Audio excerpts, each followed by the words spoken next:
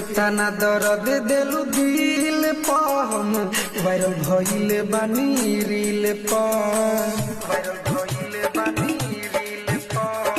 इतना दर्द दिलु दिल पा हम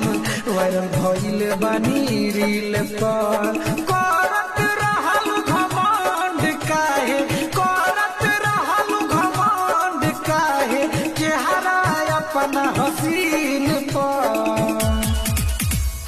इतना दर्द दिलु दिल पा हम वायरल भइले बानी रील पा इतना दर्द दिलु दिल पा हम वायरल भइले बानी रील पा।